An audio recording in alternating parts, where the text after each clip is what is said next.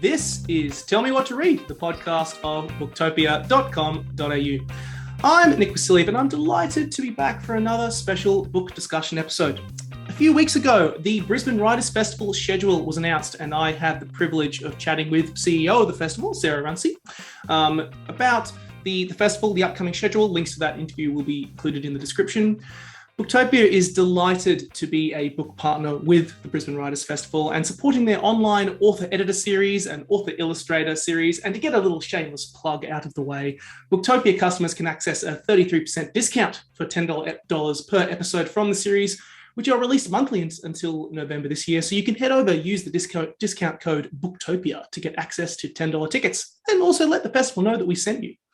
But we are coming to you now because we are less than a week out from the launch of the festival, and today I'm delighted to sit down with two authors who will be taking part in multiple events at this year's festival. My first guest is Christine Leunens. She is the author of acclaimed novels Primordial Soup, A Can of Sunshine, and Caging Skies, the latter of which, of course, was adapted for the screen and became an Academy Award-winning box office smash, directed by Taika Waititi, Jojo Rabbit.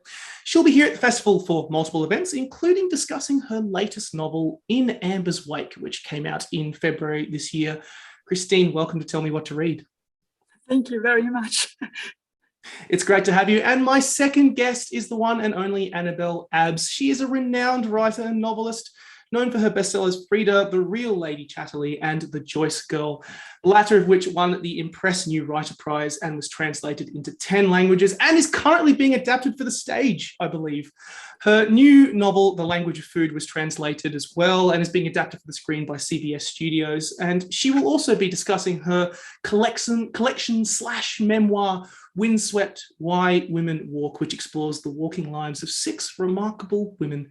She's joining us from the UK right now. So good morning, Annabel. Thank you so much for having me. Good morning to you. It's a delight to have you both here. And additionally, I can't wait to see you both at the festival this year. I'll kick off with a very, I suppose, basic question, because this is a fantastic star-studded lineup from this festival. When Sarah was describing it to me a few weeks back, there's former prime ministers, there's celebrities, there's acclaimed authors, you name it. This is a question, of course, for both of you, but I'll throw to you first, Christine. What's it like to be included in such a festival? Oh, listen, I think it's just wonderful.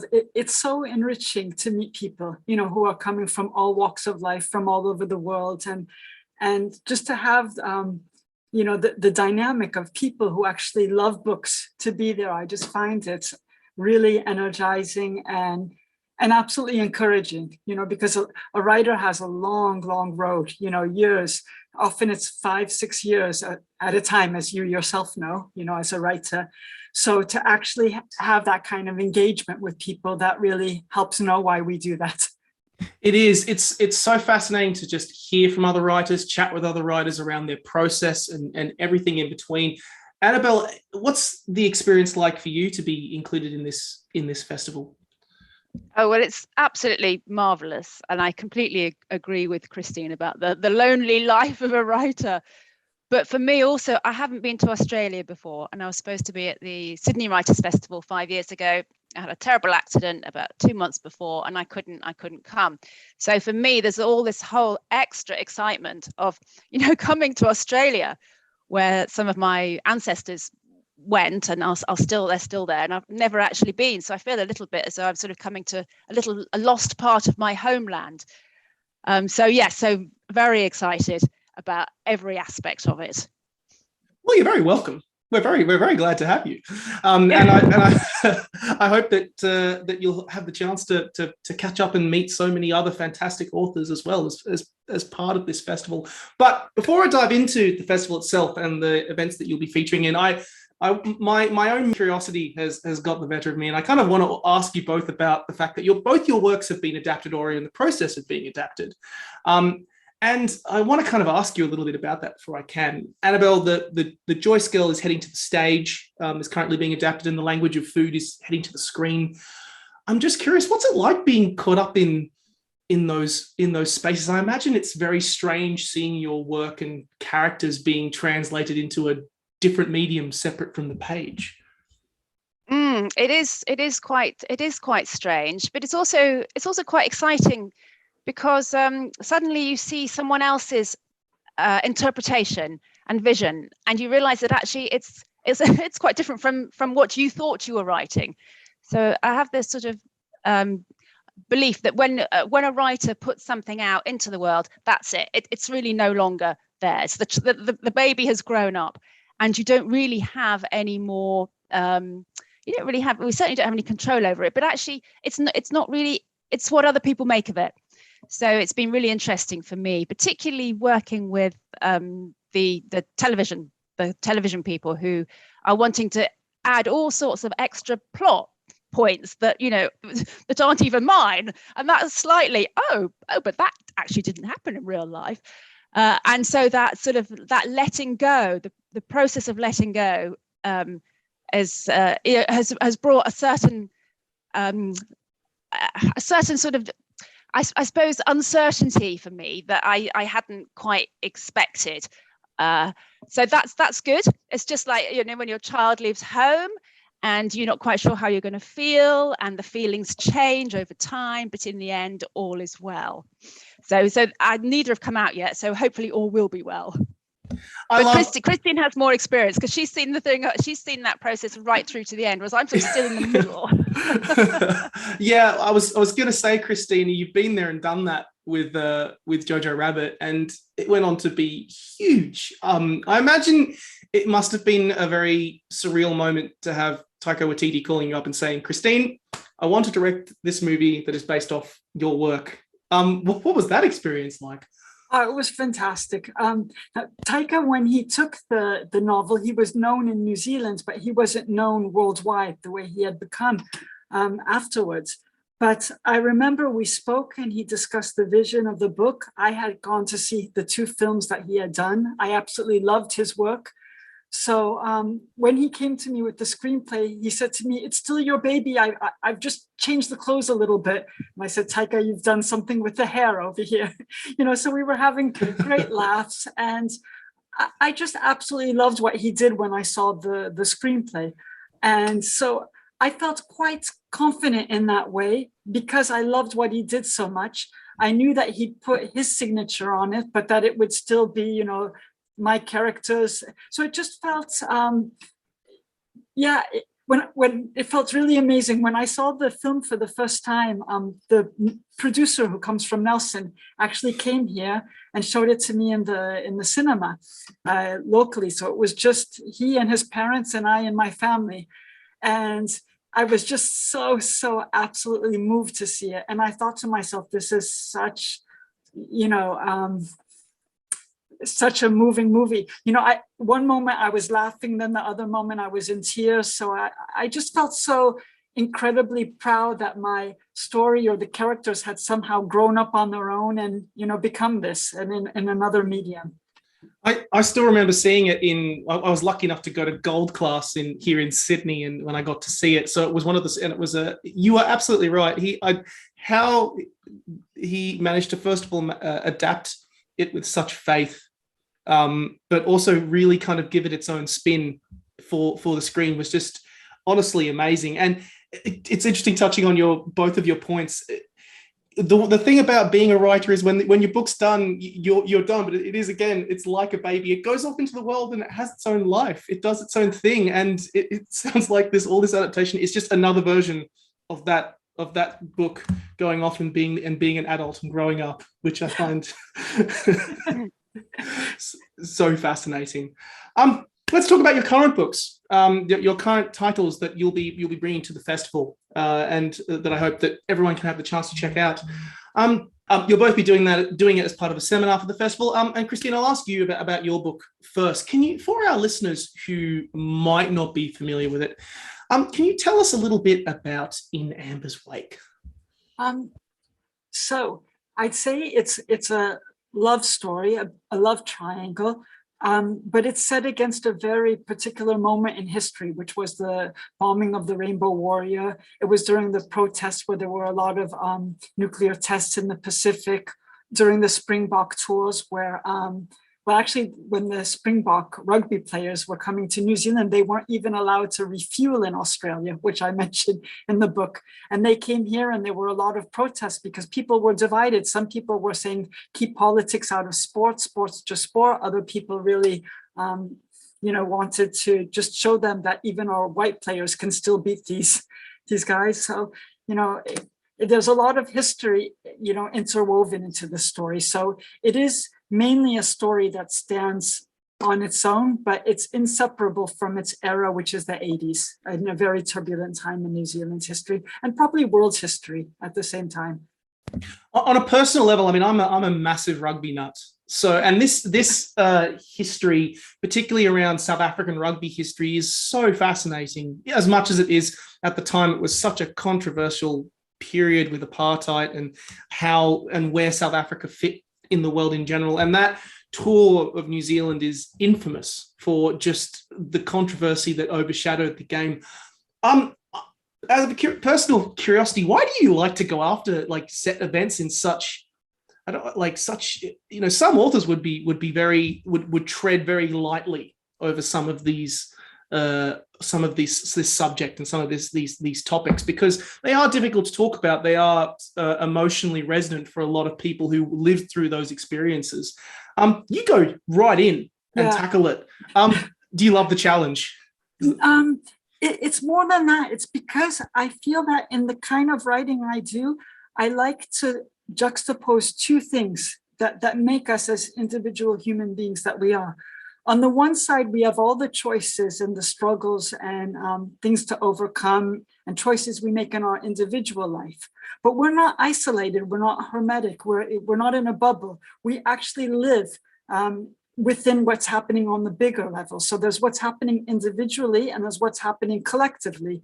Even as today we might say what's going on with what's happening with Ukraine and Russia, that also resonates still today, what was happening back then with the nuclear arms race. So these things actually don't go away. And hence I feel that they need to be talked about.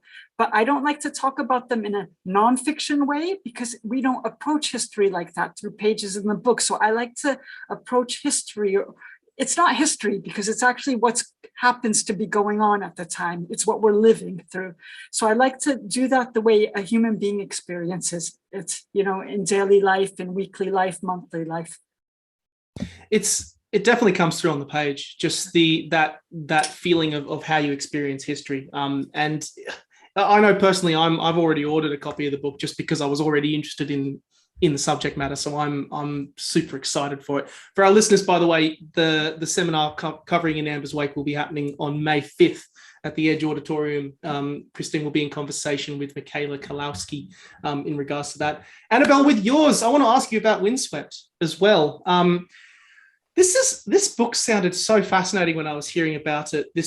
Can you tell us a little bit about this collection / memoir / personal anecdotes examination and just how you came across the incredible women that you cover in this book? Sure. Well, I've been a walker all my life because my parents never drove and we lived in this very remote part of Wales. So I just always walked. So that was sort of in my DNA. But fast forward many, many, many years and I couldn't walk very much because I had all these small children. So I started reading about walking. And then just one day I just suddenly realized that all the books I was reading a lot because I was sort of living vicariously on these long hikes. They were all either written by men and about men, or they were about men, or they were all just sort of stories of men walking. And what I really, really envied, particularly at that point of time when I felt very, very cooped up and at home with these small children and had this very sort of restricted, constrained life, was that carefree nonchalance with which these men just sort of would throw on their backpack and off they would go through forests and mountains and having these wonderful adventures. And so there was just something about that juxtaposition between the typically female life, certainly historically, and the male life adventure and expedition and military adventure, all sorts of adventures, but certainly being out in the world, and women being very much not out in the world. And so I just thought, well, surely women went for a walk. It can't be that women never walked anywhere. And of course, lo and behold, when I started digging around, I found that women have always walked. They've always been out in the landscape. They've always done long hikes, and often, of course, they always walked with firewood and water. I mean, they've always walked with carrying all the whatever it was, the food and the babies and the wood and the water. So we've always walked. So that's just one thing. But there's always also been this long tradition of women walking and not necessarily writing about it and not being published, writing about it, being published once and then going out of print, or just writing about it very privately in letters and journals. And then I came across one book, and I just completely lost it. It was a book written by a French philosopher, professor of philosophy in Paris, and he had written, it was a bestseller in France, and it was a bestseller in the UK, and it was about the link between philosophy and walking. And he had about 25 men in there, and he did not even mention Simone de Beauvoir, who is, the greatest female philosopher ever. But also, she was a absolutely crazy hiker. She used to go for 30 kilometers a day, or actually 40 kilometers a day, 30 miles a day, just walking on her own through all sorts of very remote places. And so that was in 2014, and that was my moment. I thought, okay, I've got to write something. So then I spent about 5 years sort of pulling all these women together and doing their walks. So I tried to do some of their big walks, and then interweaving my own memoir of, how women find a voice, how women tackle some of the more female aspects of walking, which include things like, solitude and fear. And then sort of the book slowly came together. So that is a very long-winded answer to your question. I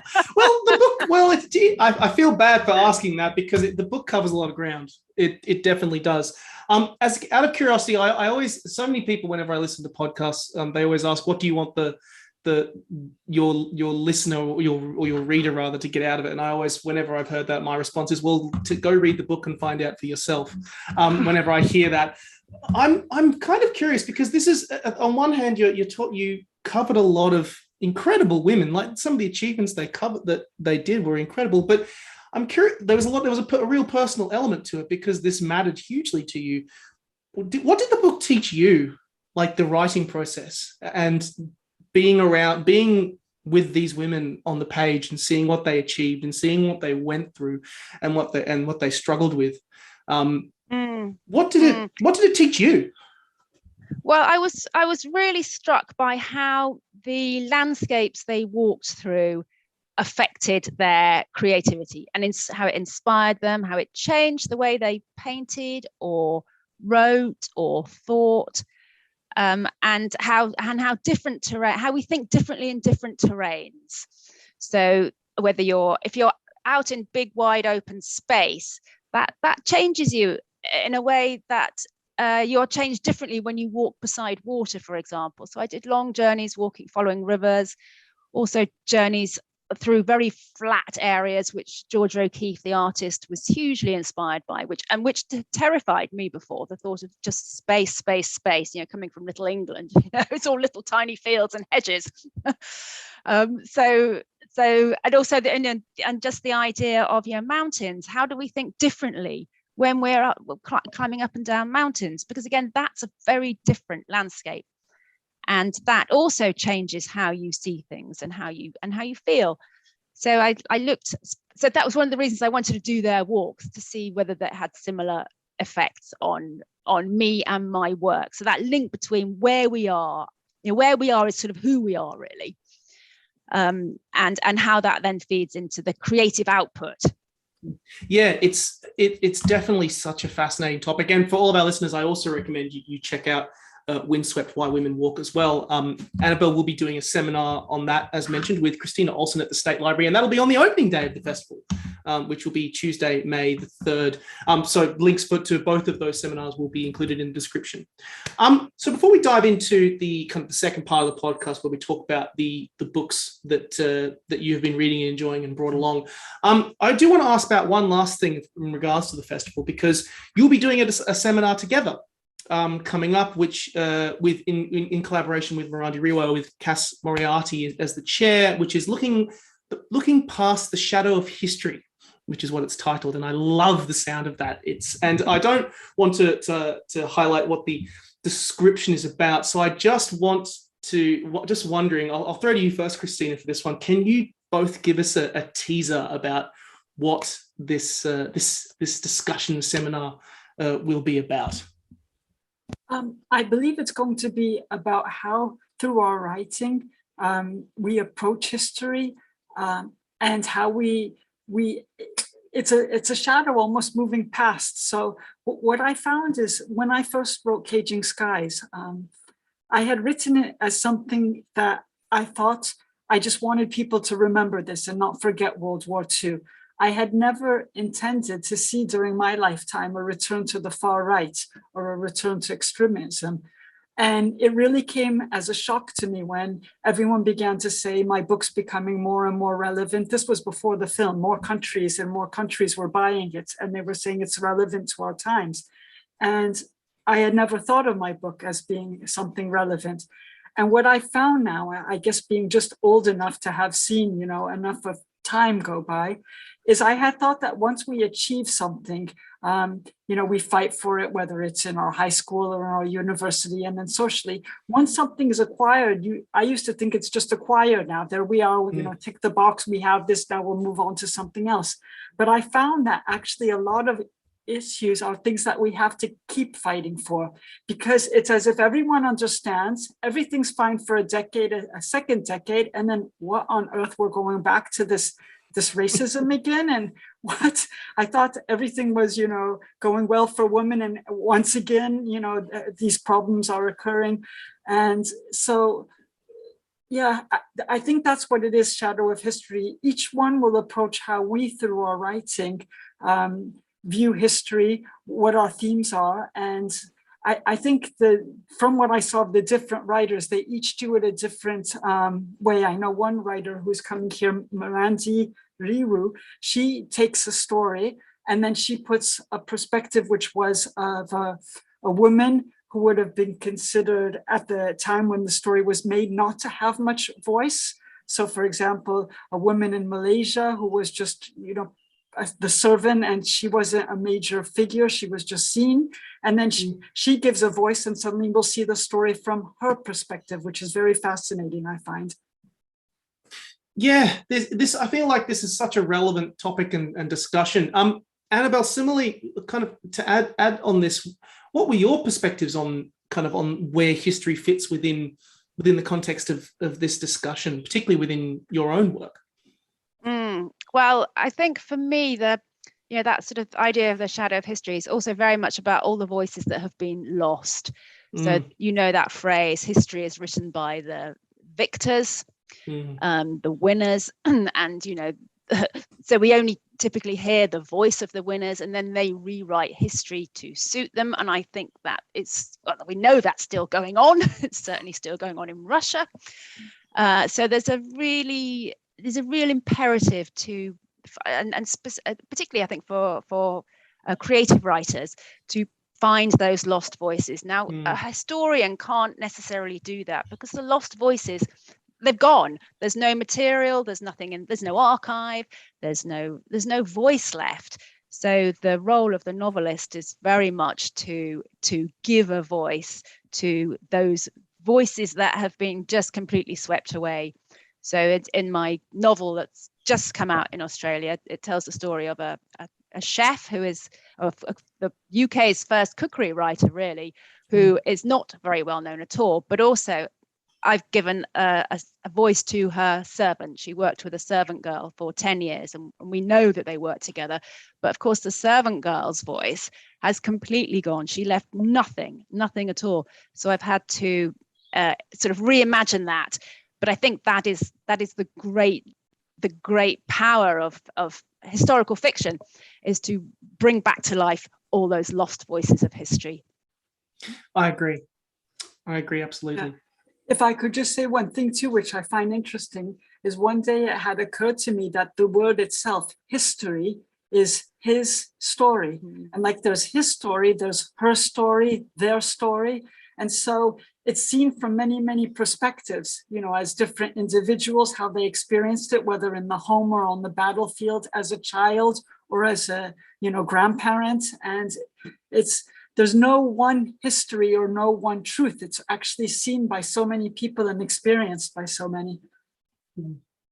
Exactly. It's just fascinating to see not only that, but how people translate that history, that they look at that particular one event, and some person may view it completely differently in the context of what happened compared to someone else.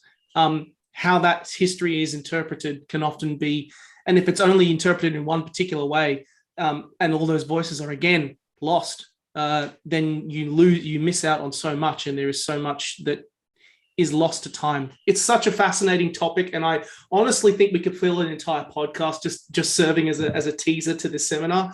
But unfortunately, I know we have to move on. But for all of our listeners, this event, Looking Past the Shadow of History, where Annabel and Christine will be joined by, as mentioned, Miranda Rewo, to discuss this particular topic, will be happening at the Edge Auditorium at the State Library in Brisbane on Friday, the 6th of May. It is a jam-packed festival. We have a lot of topics. There's a lot of things happening. And you can also get tickets to all of those events.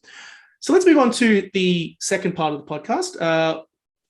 Normally what we do, we encourage our guests to bring along books that they're reading and enjoying. Annabel, I'm going to throw to you first to discuss the books that you've been reading and enjoying. What have you brought for us for this podcast? Well, I'm halfway through The Luminous Solution by Charlotte Wood, which I'm really, really enjoying. I think it just came out a few months ago. In Australia, and I'm on a panel with her, so I'm sort of I'm thoroughly enjoying it. And it's a series of essays. I won't talk too much about it because I guess it'll be coming up in the festival. But it's a series of essays about creativity and sort of how we find a really fulfilling inner life. And I think she was sort of inspired by the pandemic. And the way in which so many of us were forced to sort of look inwards, really, because we had so little going on outwards. And it's full of it's a wonderful mixture of sort of thought-provoking ideas and really useful little tips for anyone who wants to be a little bit more creative in their life. So it's not really, although she's a writer and there's this writerly feel, it's definitely not a book of essays for writers. It's for anyone who wants to live a more creative life, and I'm absolutely loving it. So that's my first book, and my second book is it's a reread. Is the Journal of Catherine Mansfield, because there's an event on Catherine Mansfield that is the top of my list at the Writers Festival, and I'm a big rereader. I love going back and rereading things, and every time I go back and reread something, I find, particularly something like Catherine Mansfield, I find something else that I'd never spotted before. And I sort of think, why did I not notice this when I read it the first time or the second time? So this is actually my third reading of her journal, and it's sort of even more wonderful the third time around, and still just as sad as it was the first time. What is it about Catherine Mansfield that, I mean, this particular event where they'll touch on her looks particularly fascinating, but from a personal level, what is it about her that you find so fascinating to examine and revisit whenever you look at her work? Well, there's of course there's that element of tragedy in that she died so young, and in a lot of her journal she writes, and she knows that she's dying, or she suspects that she's dying. So she's writing in a space that I have no experience of. well, not yet anyway. And so there's that whole sort of insider track, if you like, of what is it like to experience life when you know it's coming to the end. So I find that fascinating. But then, of course, her story, I mean, her stories are just so brilliant. She was so, and for me, some of her best stories she wrote when she was, in her early 20s, and so brilliantly observed her insights at such a youthful age. Suggests to me that she really did have she was just incredibly talented and a very, very, very smart brain. It's such a pity that she wasn't long on this planet, when, in terms of just how much she was able to achieve in the time that she was there, and what she could have achieved if she had been able, if her life wasn't cut short. It is such a wonderful collection. And I also want to touch about Charlotte Wood. We absolutely love Charlotte, and I know that the Luminous Solution really kind of made it definitely turned a lot of heads when it came out here in Australia. Just the topic and the optimism that kind of just that just illuminates luminously from the book, and it's just a feeling of approach to life in general, how you should actually just approach things. I found it personally such in a time when we were all locked up, it was exactly the read that I needed. Do you find the same? Did you find the same for yourself as well? Yes. In fact, there are bits that I read. I think, yes. That's so right. That's so right. I must change my life immediately. Because she's very clear, isn't she? She's very forthright in it. She is. She absolutely is. You could do this, or you could do that, or you could just wait and see. It's no, grab that inner life, do it now. And I love that.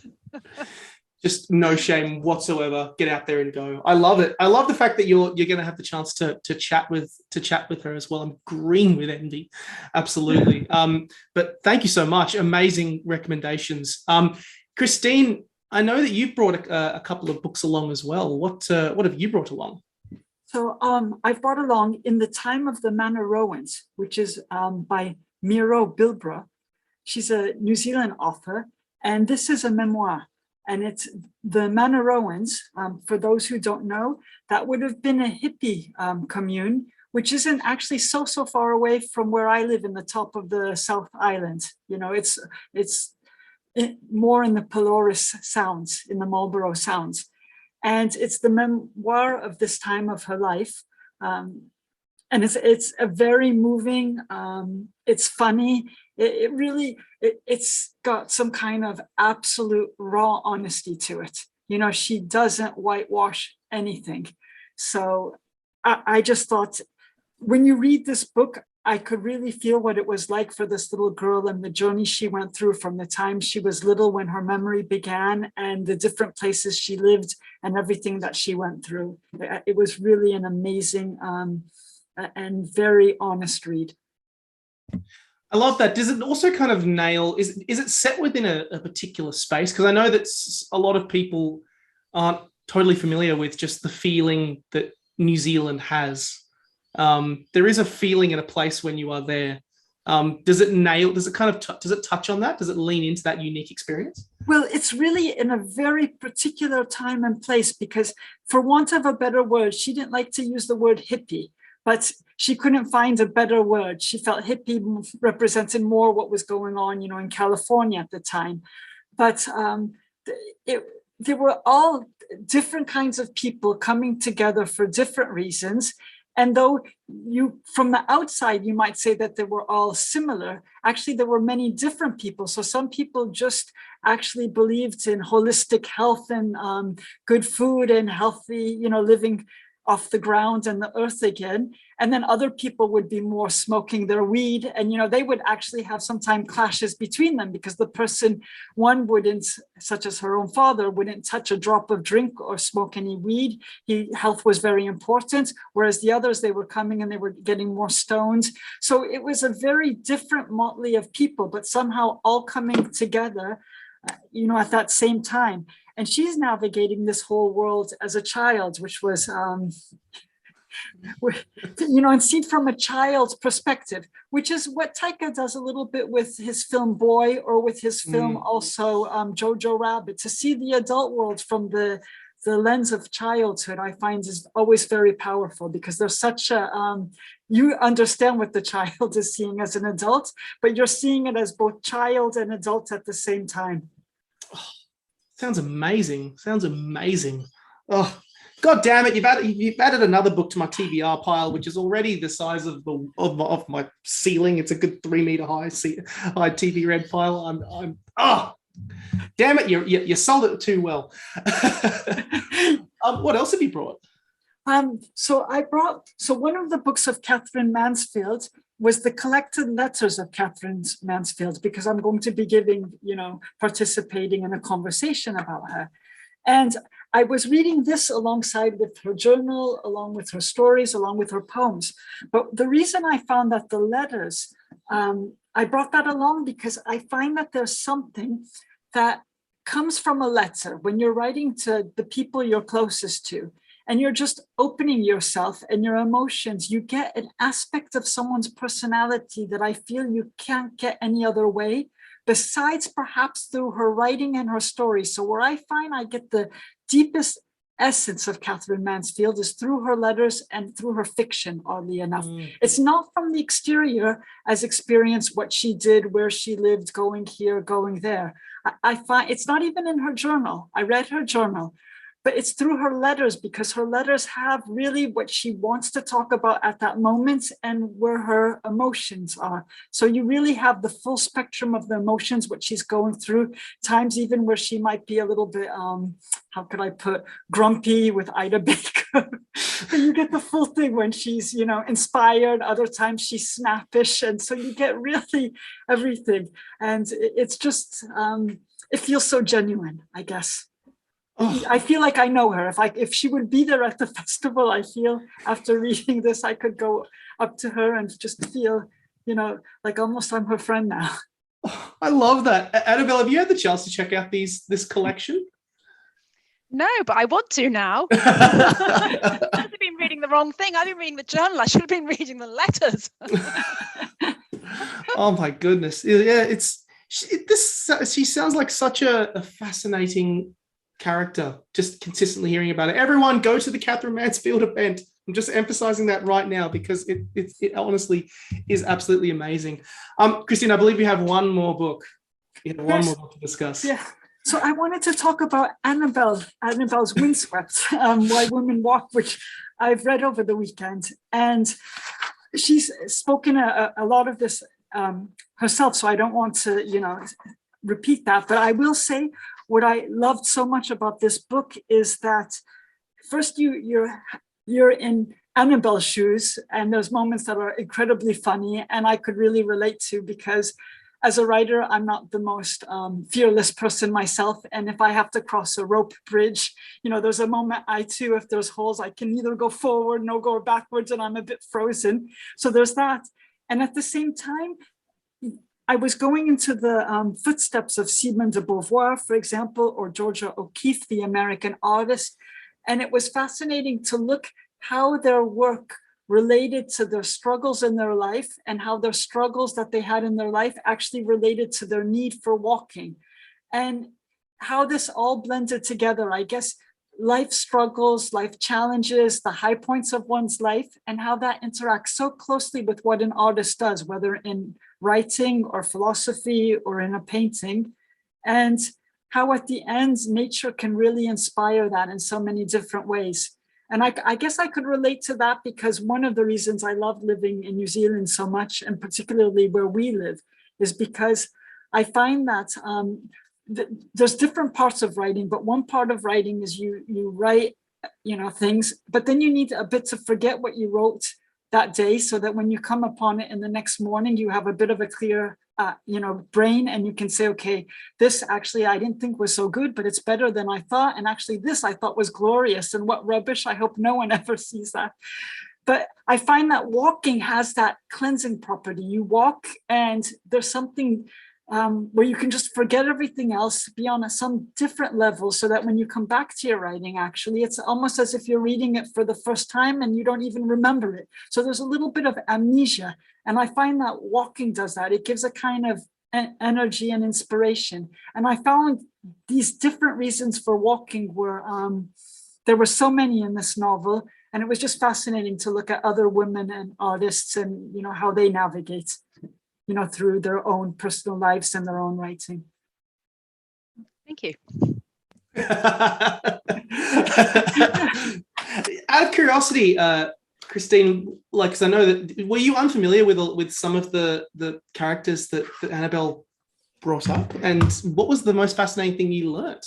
Okay, well, Simone de Beauvoir, of course, I love her work, but I was absolutely not familiar with, so for example, The Second Sex, I thought was just, a brilliant work that I often quote and from time to time I think about in given circumstances.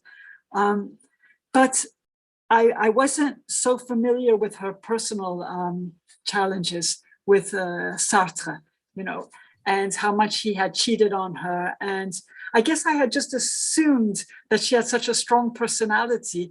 I was surprised. I never would have thought she would have actually put up with someone who was. So that came as a big surprise. And sometimes her walking so long, I felt that she had so much pain from these betrayals and jealousy, and she was just walking because she must have been at odds with herself, what she was feeling on the inside, yet what her brain was telling her, and yet for some reason she was just unable for so long to move away from him. And at some moment she said, we've gone from being equals to being now, what was it, victim and torture and victim, he the torturer, she the victim. And at some stage she falls down a crevice, and she said, she screams for about 15 minutes that she thinks, there's no way I'm going to die like that. And I can just hear her swearing in French, and going on, and before she gets up and saying, this isn't going to be the end of my life. So, and yet surprisingly, she stops to walk very young at 38 years old, which was amazing when compared to, I think it was George O'Keeffe. And then even a woman who walked, what was it, in her mid 70s or mid 80s, a grandmother, great grandmother, walked thousands of kilometers. So I just found that fascinating. Well, she's the Australian woman, actually, Clara Vivian, the one who walks until she dies at the age of 90. She never stopped. And she just said, I'm going on a walk. She told no one how many kilometers that walk was going to be. Oh my God, I love that. Mate, just going on a walk and never coming back. Wow. It's incredible. This book sounds amazing, by the way. Everyone go and get Windswept as well. I'm not being paid to say that. I'm just a fan. It's just super fun. Thank you so much, Christine. Great book recommendations. Absolutely love it. So to finish off our podcast, to finish off our discussion, I'm going to throw some fun, silly, ridiculous book questions at both of you. There are no right or wrong answers. It's just a bit of fun. Annabel, I'll throw to you first. What is the perfect idea of a night with a book for you? Perfect night. The perfect night with a book. Mm-hmm. I think lying in a hammock on a balmy, dry, not raining, a balmy evening, somewhere wild and green, with probably with no one else around, but maybe someone to bring me a glass of wine. Is that allowed? That's my dream. It doesn't happen, but one day we can dream. One day. Yes. Christine, are you also in the wilderness as well, or are you more like sitting in bed or in front of a fire? I have to be honest, I'm a bit more tame. I'm reading cozily in bed. So the perfect night would be actually sometimes when I manage to just finish the whole book and right, even if it keeps me up to 3 a.m. And surprisingly, there are books that have done that to me, the same book, not once, not twice, but even when I'll go get them a third time it happens, and I know it will. So, but I'll still read the book again and get that kind of feel. And I also do, I guess, one thing is I do like to share passages. So the passages that really move me, I tend to, put a marking on them. So I read them, thoroughly, but then I do like if someone's still up to be able to say, wait, can I read this? Can I read this? Hopefully the other person, say my husband, wouldn't be reading a book himself. So I wouldn't be, stop. I have to read this passage. But, that's the best compliment you can give a book.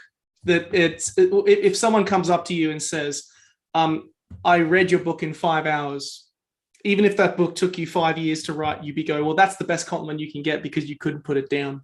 Exactly. Which makes me so happy. Yes. Exactly. As an author, I did my job. Some sleep, exactly. Deprived you of sleep. I mean, yeah, sorry about that, but I love that you've been that emotionally invested in the book that was written. Oh, they both sound amazing, and it makes me want to go and do it right now. Second question. You are, and I'll throw to you first, Christine, for this one. You are stuck on a desert island, and you can only take 3 books for you while you wait for help. What books would you take? Ooh, okay. You get 3. I'll take, okay. Lord of the Flies.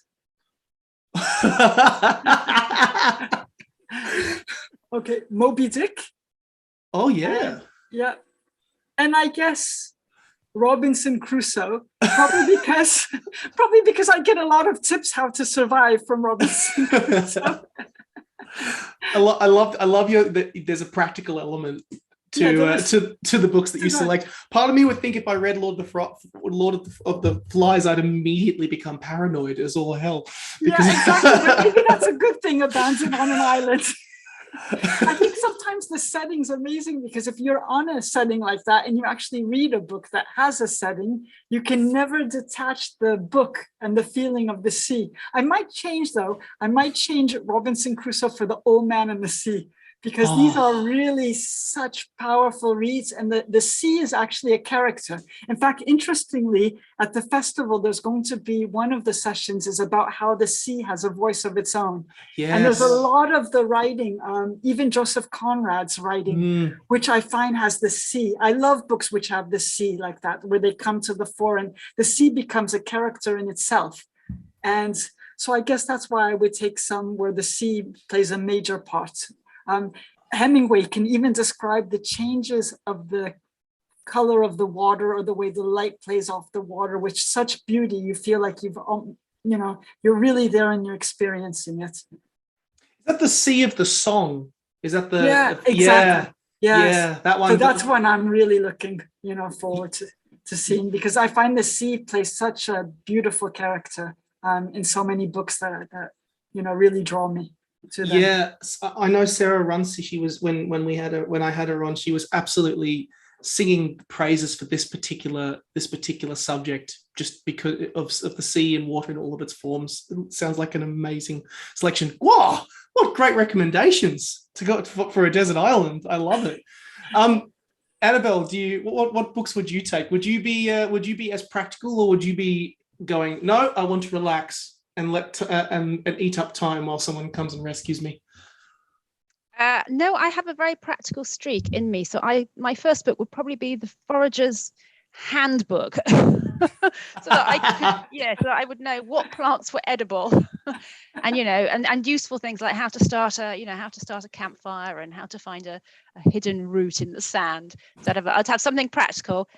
I think I would have. I might take The Second Sex, because there's just so much in it that would keep me thinking. So even when I'm just lying there feeling sorry for myself, or I've got a sunstroke or whatever, I could open it up and there'd be an idea that would make me think. And also, of course, I'd be the first sex on this island, so I'd be feeling, okay, I'm the first sex. Now I can read about the second sex. and then my last choice, I would take the collected poems of my father. So he was a poet, so I could then just have that connection with home, with my family, with my own past, and with my dad. So yes, I'd have, there you go, some poetry, some philosophy, and a foraging handbook. I love that.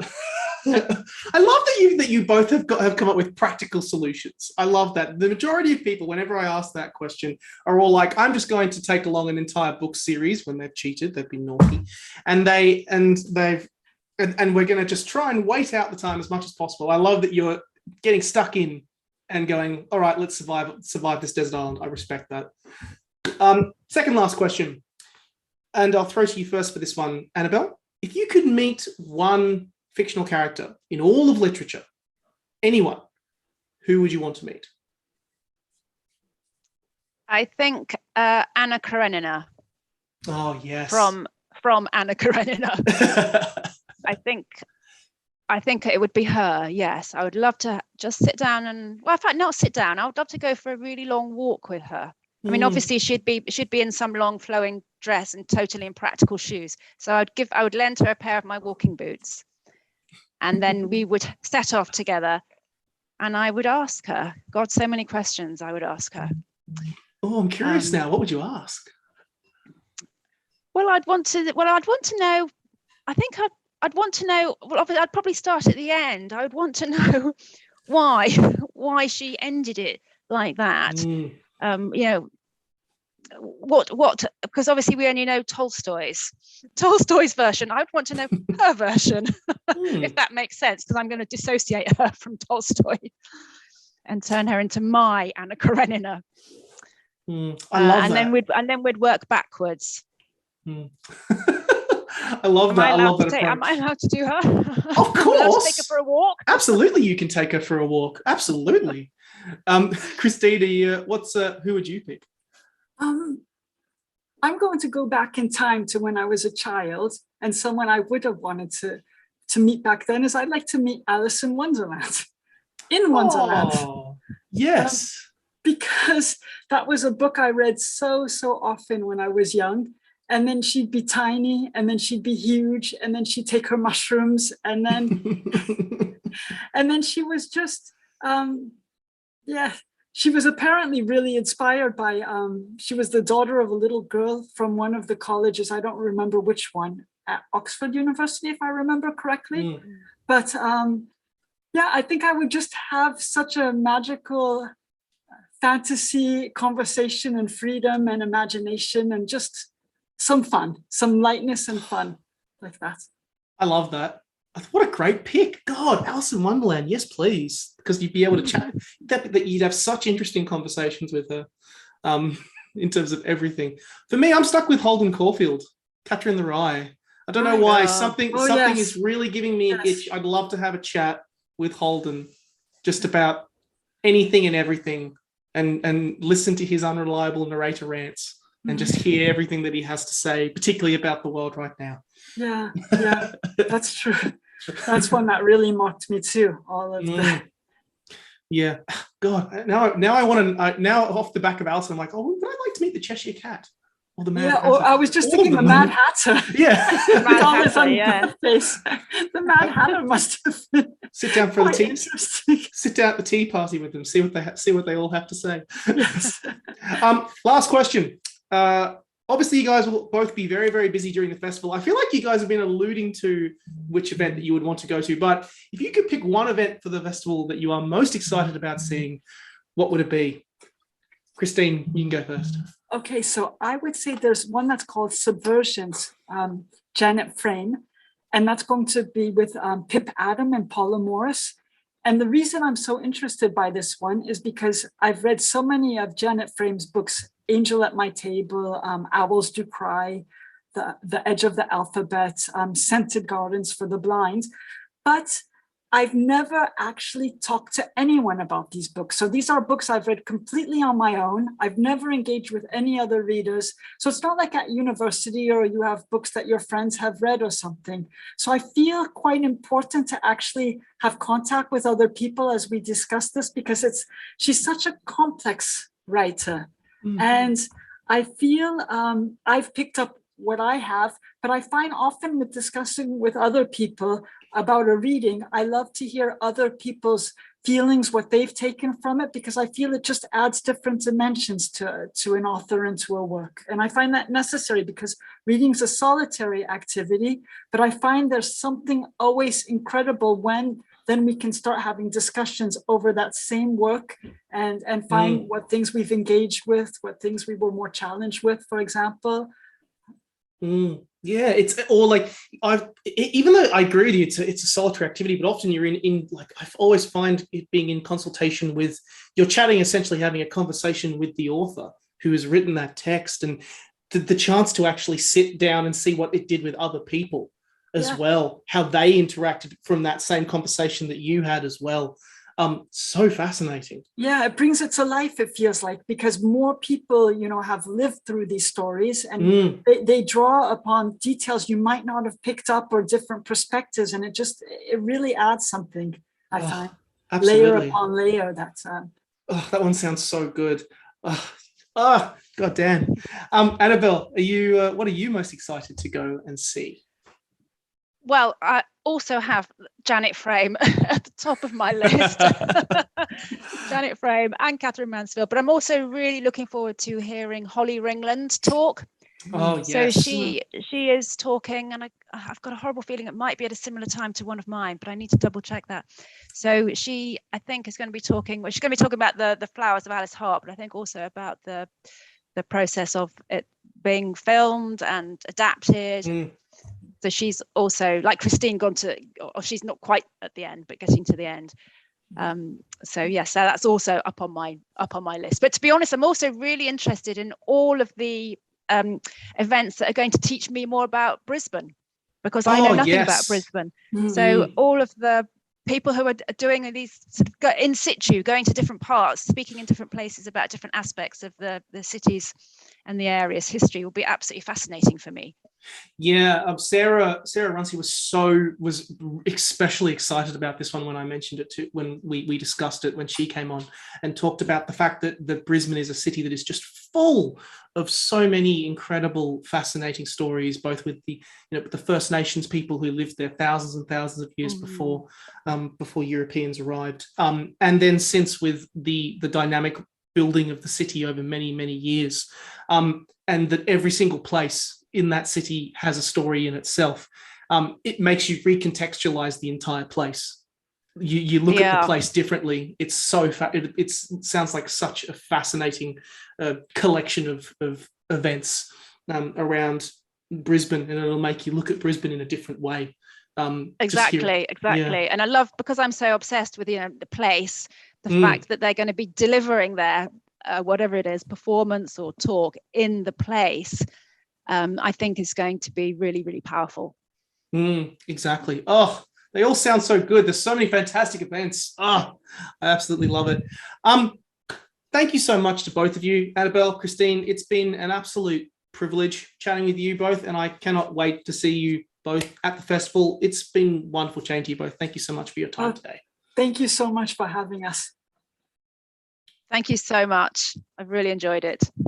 Yeah, it has been an absolute pleasure, and I hope that everyone gets along to your events, and also you get the chance to check out the festival for yourself and meet so many of the incredible writers and everyone else, artists and everyone there who will be taking part. So for all of our listeners, the Brisbane Writers Festival will run from May 3rd to May 8th, and you can head to bwf.org.au to check out the program and get tickets. All of the links will be included in the description.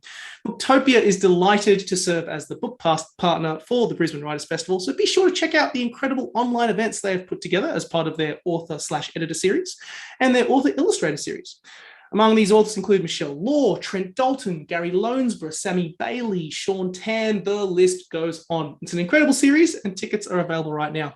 As mentioned at the top of the podcast, Booktopia customers get access to a 33% discount of $10 per episode from the series, and they are released every month until November. No, it is not just on during the Writers Festival, it's on all year. So head over, use the discount code Booktopia to get access to $10 tickets, and let the festival know that we sent you. You can get copies of all of the books mentioned today in today's podcast right now by heading to the links in the description, or head over to a small little website called booktopia.com.au. It's a good website. You should go check it out. Yeah. Please help me keep a job. It's much appreciated. I'm going to check your book, by the way. Check out your book, because it seems...